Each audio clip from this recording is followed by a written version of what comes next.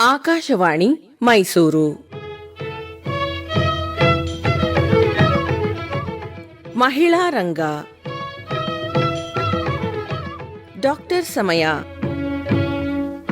ಇಂದಿನ ಕಾರ್ಯಕ್ರಮದಲ್ಲಿ ವಿಶ್ವ ಥೈರಾಯ್ಡ್ ದಿನದ ಸಂದರ್ಭದಲ್ಲಿ ಮಹಿಳೆಯರಲ್ಲಿ ಥೈರಾಯ್ಡ್ ಸಮಸ್ಯೆ ಈ ಕುರಿತು ಎಂಡೋಕ್ರೈನಾಲಜಿಸ್ಟ್ ಡಾಕ್ಟರ್ ಲಕ್ಷ್ಮೀ ನಾಗೇಂದ್ರ ಅವರೊಂದಿಗೆ ಸಂದರ್ಶನ. ಪ್ರಸ್ತುತಿ ಕೀರ್ತನಾ ವಿ.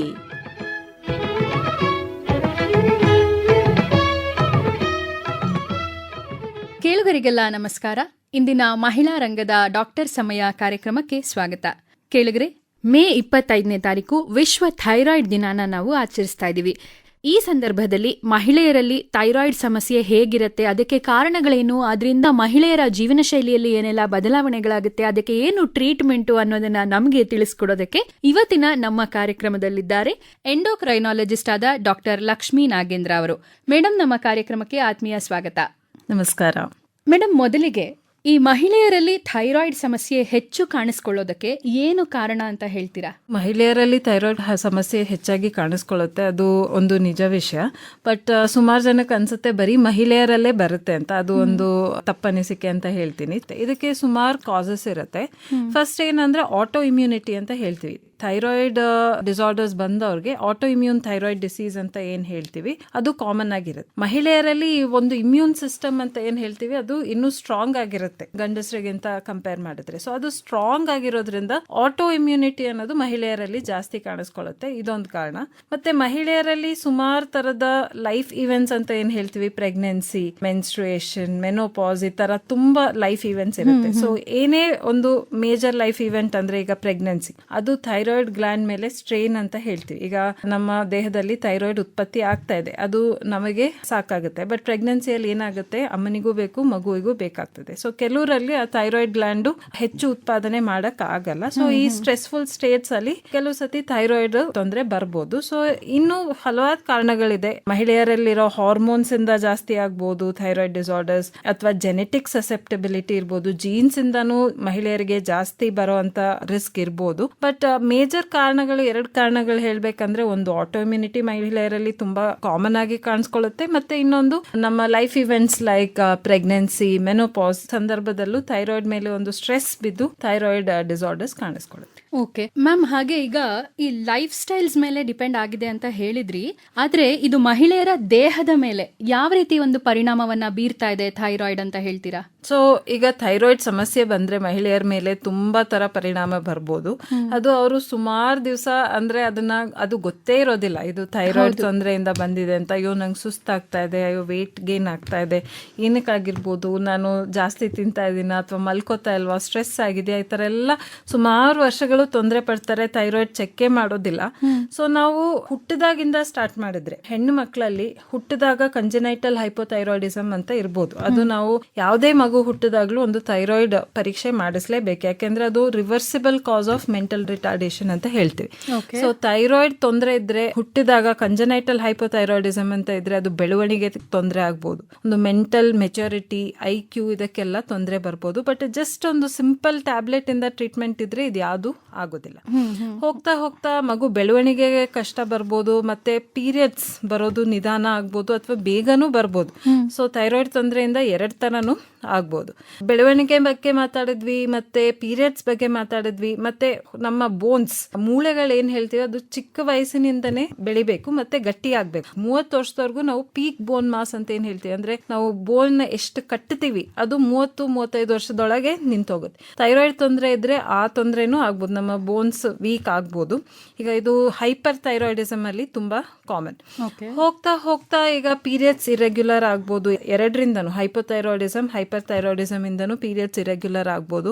ಮತ್ತೆ ಮದುವೆ ಆದ್ಮೇಲೆ ಥೈರಾಯ್ಡ್ ಸಮಸ್ಯೆ ಇದ್ದು ಅದು ಟ್ರೀಟ್ ಆಗ್ಲಿಲ್ಲ ಅಂದ್ರೆ ಇನ್ಫರ್ಟಿಲಿಟಿ ತೊಂದರೆ ಬರ್ಬೋದು, ವೇಟ್ ಇಂದ ತೊಂದರೆ ಬರ್ಬೋದು. ಮತ್ತೆ ಮೆಟಬಾಲಿಕ್ ಡಿಸಾರ್ಡರ್ಸ್ ಅಂತ ಏನ್ ಹೇಳ್ತೀವಿ, ಒಂದು ಕೊಲೆಸ್ಟ್ರಾಲ್ ತೊಂದರೆ ಇರ್ಬೋದು, ಡಯಾಬಿಟೀಸು ಸಹ ಜಾಸ್ತಿ ಆಗ್ಬೋದು ಅಂತ ಹೇಳ್ತಾರೆ ನಾವು ಟ್ರೀಟ್ಮೆಂಟ್ ಕೊಡದೇ ಇಲ್ಲ ಅಂದ್ರೆ. ಇದು ಒಂದು ರಿಪ್ರೊಡಕ್ಟಿವ್ ಏಜ್ ಗ್ರೂಪ್ ಅಲ್ಲಿ ಕಾಣಿಸುವಂತ ಸಮಸ್ಯೆಗಳು. ಮತ್ತೆ ನಾವು ಇನ್ನೊಂದು ಏನ್ ಹೇಳ್ತೀವಿ, ಥೈರಾಯ್ಡ್ ನಾಡ್ಯೂಲ್ಸ್ ಅಂದ್ರೆ ಈಗ ಹೈಪರ್ ಥೈರಾಯ್ಡಿಸಮ್, ಹೈಪೋಥೈರಾಯ್ಡಿಸಮ್ ಅಂದ್ರೆ ನಾವು ಬ್ಲಡ್ ಅಲ್ಲಿ ಕಾಣಿಸ್ಕೊಳ್ಳುವಂತ ಒಂದು ಸಮಸ್ಯೆಗಳು. ಮತ್ತೆ ಥೈರಾಯ್ಡ್ ದೊಡ್ಡದಾಗಿರ್ಬೋದು, ಅಂದ್ರೆ ಅದನ್ನ ನಾಡ್ಯೂಲ್ಸ್ ಅಥವಾ ಗಾಯ್ಟರ್ ಅಂತ ಹೇಳ್ತೀವಿ. ಇದರಿಂದ ಕೆಲವ್ರಿಗೆ ಮೆಕ್ಯಾನಿಕಲ್ ತೊಂದರೆಗಳಂದ್ರೆ ನುಂಗಕ್ಕೆ ಕಷ್ಟ ಆಗ್ಬೋದು, ಅಥವಾ ಕೆಲವ್ರಿಗೆ ಏನ್ ಅನ್ಸುತ್ತೆ, ನಂದು ಕತ್ತು ದೊಡ್ಡದಾಗಿದೆ, ನೋಡಕ್ ಚೆನ್ನಾಗ್ ಕಾಣ್ತಾ ಇಲ್ಲ ಅಂತ ಕೆಲವ್ರಿಗೆ ತೊಂದರೆ ಆಗುತ್ತೆ. ಕೆಲವರಲ್ಲಿ ಈ ಗೆಡ್ಡೆಗಳು ಕ್ಯಾನ್ಸರ್ ತೊಂದರೆನೂ ಆಗ್ಬೋದು, ಬಟ್ ಅದು ತುಂಬಾ ಕಮ್ಮಿ, ಅದಕ್ಕೆ ಟೆಸ್ಟ್ ಮಾಡ್ಕೋಬೇಕು. ಬಟ್ ಈ ತರ ಎಲ್ಲಾ ತರ ಒಂದು ಪ್ರಾಬ್ಲಮ್ ಬರ್ಬೋದು ಥೈರಾಯ್ಡ್ ಸಮಸ್ಯೆಗಳಿಂದ. ಓಕೆ ಮ್ಯಾಮ್, ಈಗ ನೀವು ಮಾತನಾಡ್ತಾ ಹೇಳ್ತಾ ಇದ್ರಿ ಇದು ಪೀರಿಯಡ್ಸ್ ಮೇಲೆ ಪ್ರಭಾವ ಬೀರುತ್ತೆ, ವೆಯ್ಟ್ ಮೇಲೆ ಪ್ರಭಾವ ಬೀರುತ್ತೆ, ಗಂಟ್ಲ ಮೇಲೆ ಪ್ರಭಾವ ಬೀರುತ್ತೆ ಅಂತ. ಈಗ ನಾವು ಸಾಕಷ್ಟು ಜನನ ನೋಡಿದಾಗ ಕೆಲವರು ಮುಂಚೆ ಸ್ವಲ್ಪ ನಾರ್ಮಲ್ ಆಗಿ ನೋಡೋ ಥರ ಇರ್ತಾರೆ, ಆಮೇಲೆ ತುಂಬಾ ಸಣ್ಣ ಆಗೋಗಿರ್ತಾರೆ, ಅಥವಾ ತುಂಬಾ ಓವರ್ ವೆಯ್ಟ್ ಆಗಿರೋದನ್ನು ನಾವು ಗಮನಿಸಿದಾಗ ಯಾಕೆ ಹೀಗಾಗ್ತಿದೆ ಅಂತ ನಾವು ಅವ್ರನ್ನ ನೋಡಿ ಪ್ರಶ್ನಿಸಿದಾಗ್ಲೂ ಥೈರಾಯ್ಡ್ ಬಂದಿದೆ ನನಗೆ ಅಂತ ಹೇಳ್ತಾರೆ. ಅಂದ್ರೆ ಓವರ್ ವೆಯ್ಟ್ ಆಗಬಹುದು, ಅಂಡರ್ ವೆಯ್ಟ್ ಆಗಬಹುದು, ಎರಡೂ ಕೂಡ ಈ ಥೈರಾಯ್ಡ್ ಇಂದ ಬರುತ್ತಾ, ಹೇಗೆ ಅದು ಪ್ರಭಾವ ಬೀರ್ತಾ ಇದೆ ವೆಯ್ಟ್ ಮೇಲೆ ಅಂತ?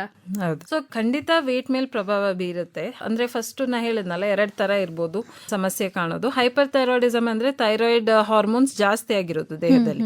ಈ ಥೈರಾಯ್ಡ್ ಹಾರ್ಮೋನ್ ತುಂಬಾ ಜಾಸ್ತಿ ಆದಾಗ ಏನಾಗುತ್ತೆ, ವೆಯ್ಟ್ ಕಮ್ಮಿ ಆಗ್ಬಿಡುತ್ತೆ.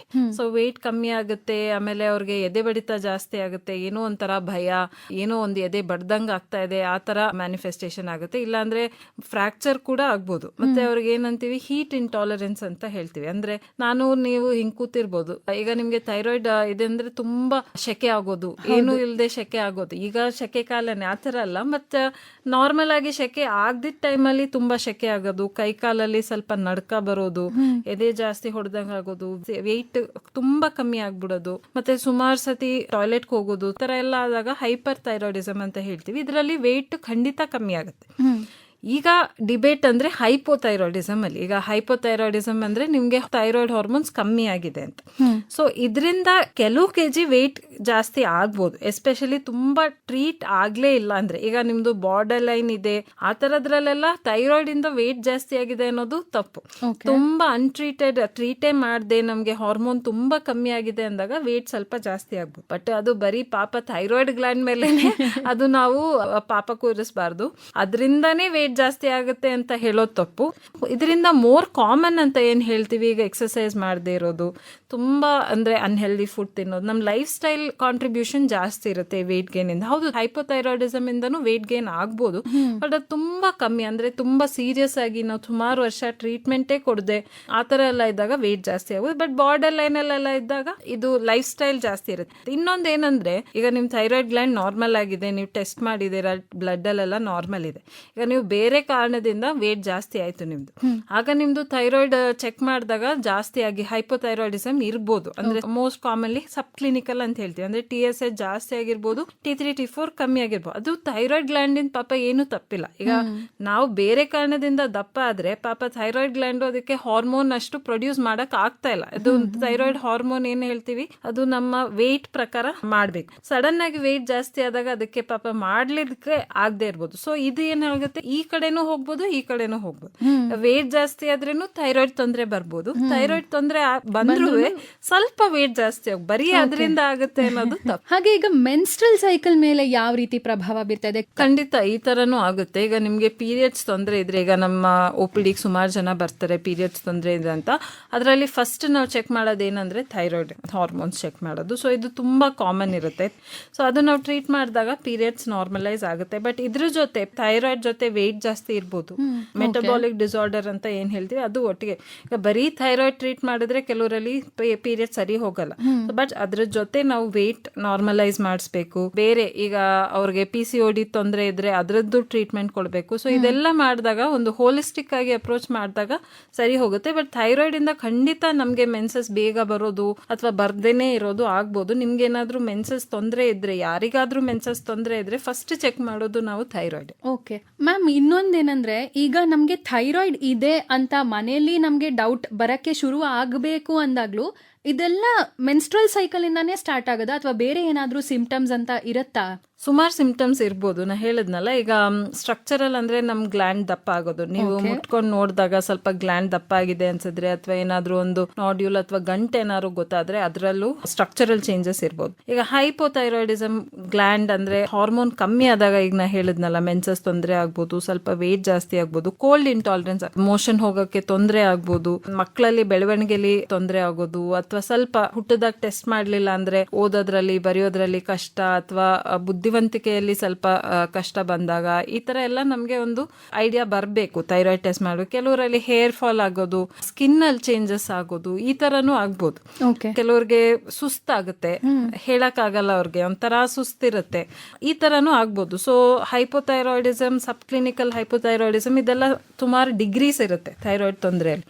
ಸೊ ಯಾವ ಡಿಗ್ರಿ ಆಗಿದೆ ಅನ್ನೋದ್ರ ಮೇಲೆ ಅದ್ರ ಮ್ಯಾನಿಫೆಸ್ಟೇಷನ್ಸ್ ಬರುತ್ತೆ. ಈಗ ಹೈಪರ್ ಥೈರಾಯ್ಡಿಸಮ್ ಅಂದ್ರೆ ಹಾರ್ಮೋನ್ ಜಾಸ್ತಿ ಆಗಿದೆ, ಜಾಸ್ತಿ ಆದಾಗ ವೆಯ್ಟ್ ಕಮ್ಮಿ ಆಗುತ್ತೆ, ಅದರಲ್ಲೂ ಪೀರಿಯಡ್ಸ್ ತೊಂದರೆ ಆಗ್ಬೋದು, ಫ್ರಾಕ್ಚರ್ ಆಗ್ಬೋದು, ಹಾರ್ಟಿನ ತೊಂದರೆಗಳು ಬರ್ಬೋದು. ಹೈಪರ್ ಥೈರಾಯ್ಡಿಸಮ್ ಇದ್ದಾಗ ಏಟ್ರಿಯಲ್ ಫಿಬ್ರಿಲೇಷನ್ ಅಂತ ಏನ್ ಹೇಳ್ತೀವಿ, ಹಾರ್ಟ್ ರಿದಮ್ ಅಲ್ಲಿ ತೊಂದರೆಗಳು ಬರೋದು, ಅವಾಗ ಮೋಷನ್ ಹೋಗ್ಬೇಕು ಅನ್ಸೋದು, ಈ ತರ ಎಲ್ಲ ಆದ್ರೆ ಹೈಪರ್ ಥೈರಾಯ್ಡಿಸಮ್ ಅಂತ ಹೇಳ್ತೀವಿ. ಸೊ ಇವೆರಡೂ ಬರ್ಬೋದು. ಯಾವ ತರ ಡಿಗ್ರಿ ಇದೆ, ಯಾವ ಸಿವಿಯರಿಟಿ ಇದೆ ಅನ್ನೋದ್ರ ಮೇಲೆ ಈ ಸಿಂಪ್ಟಮ್ಸ್ ಬರುತ್ತೆ. ಕೆಲವ್ರಿಗೆ ಸಿಂಪ್ಟಮ್ಸೇ ಇರಲ್ಲ, ಆ ತರನು ಇರ್ಬೋದು. ಬೇರೆ ಸುಮ್ನೆ ನಾವು ಹೆಲ್ತ್ ಚೆಕ್ಅಪ್ ಹೋಗಿರ್ತೀವಿ, ಆಗ ಟೆಸ್ಟ್ ಮಾಡಿದಾಗ ಥೈರಾಯ್ಡ್ ಇದೆ ಅಂತ ಗೊತ್ತಾಗುತ್ತೆ. ಸೊ ಸಿಂಪ್ಟಮ್ ಇಲ್ದೇನೂ ಸಹ ಇರ್ಬೋದು.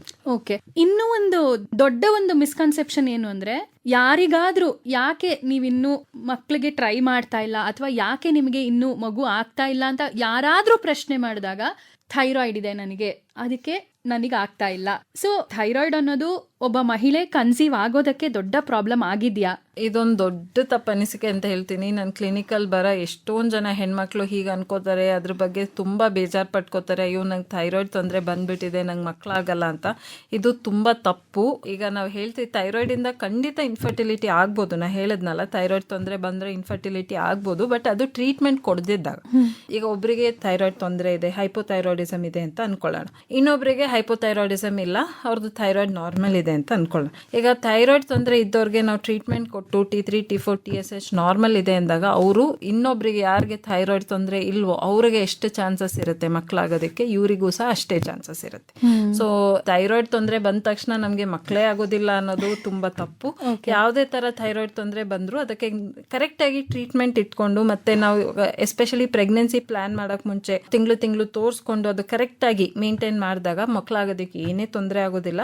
ಬಟ್ ಥೈರಾಯ್ಡ್ ತೊಂದರೆ ಇದ್ದವರು ಪ್ರೆಗ್ನೆನ್ಸ್ ಆದ ತಕ್ಷಣ, ಕನ್ಸೀವ್ ಆದ ತಕ್ಷಣ ಕೆಲವು ಮಾತ್ರೆ ಚೇಂಜ್ ಮಾಡಬೇಕಾಗತ್ತೆ. ಹೈಪರ್ ಥೈರಾಯ್ಡಿಸಮ್ ಅಲ್ಲಿ ಒಂಥರ ಮಾತ್ರೆ ಕೊಡ್ತಾ ಇದ್ರೆ ಇನ್ನೊಂಥರ ಮಾತ್ರೆ ಕೊಡಬೇಕಾಗತ್ತೆ, ಮಗುವಿಗೆ ಸೇಫ್ ಇರ್ಬೇಕಂತ ಫಸ್ಟ್ 16 ವಾರದಲ್ಲಿ. ಹೈಪೋಥೈರಾಯ್ಡಿಸಮ್ ಅಲ್ಲಿ ಅವ್ರದ್ದು ಮಾತ್ರೆ ಜಾಸ್ತಿ ಮಾಡಬೇಕಾಗತ್ತೆ, ಯಾಕಂದ್ರೆ ಪ್ರೆಗ್ನೆನ್ಸಿಯಲ್ಲಿ ತಾಯಿಗೂ ಬೇಕು ಮಗುವಿಗೂ ಬೇಕು ಥೈರಾಯ್ಡ್ ಇದು. ಸೊ ಪ್ರೆಗ್ನೆನ್ಸಿಲಿ ಮಾತ್ರೆ ಜಾಸ್ತಿ ಮಾಡಬೇಕಾಗತ್ತೆ. ಸೊ ಯಾವತ್ತು ಅವ್ರಿಗೆ ಪ್ರೆಗ್ನೆನ್ಸಿ ಪಾಸಿಟಿವ್ ಬರುತ್ತೆ ತಕ್ಷಣ ಅವ್ರ ಡಾಕ್ಟರ್ನ ನೋಡ್ಬೇಕು, ಅಷ್ಟೇ ಇರೋದು ಥೈರಾಯ್ಡ್ ತೊಂದರೆಯಲ್ಲಿ, ಇನ್ನೇನು ಇಲ್ಲ. ಮ್ಯಾಮ್, ಇನ್ನೊಂದು, ಈ ಥೈರಾಯ್ಡ್ ಇಂದ ಏನಾದ್ರೂ ಎಗ್ ಕ್ವಾಲಿಟಿ ಅಥವಾ ಅವ್ರದ್ದು ಓವ್ಯುಲೇಷನ್ ಇದು ಟೈಮ್ ಚೇಂಜ್ ಆಗೋದು, ಈ ತರ ಏನಾದ್ರೂ ಆಗತ್ತಾ? ಟ್ರೀಟ್ಮೆಂಟ್ ಕೊಟ್ಟಿಲ್ಲ ಅಂದ್ರೆ ಮಾತ್ರ. ಸೊ ಟ್ರೀಟ್ಮೆಂಟ್ ಕೊಟ್ಟಿಲ್ಲ, ಟ್ರೀಟ್ಮೆಂಟ್ ತಗೊಂಡ್ರೂ ಅದು ಆಪ್ಟಿಮೈಸ್ ಆಗಿಲ್ಲ. ಕೆಲವು ಟ್ರೀಟ್ಮೆಂಟ್ ತಗೋತಾ ಇರ್ತಾರೆ ಬಟ್ ಟೆಸ್ಟೇ ಮಾಡಿರೋದಿಲ್ಲ ಸುಮಾರು ವರ್ಷದಿಂದ.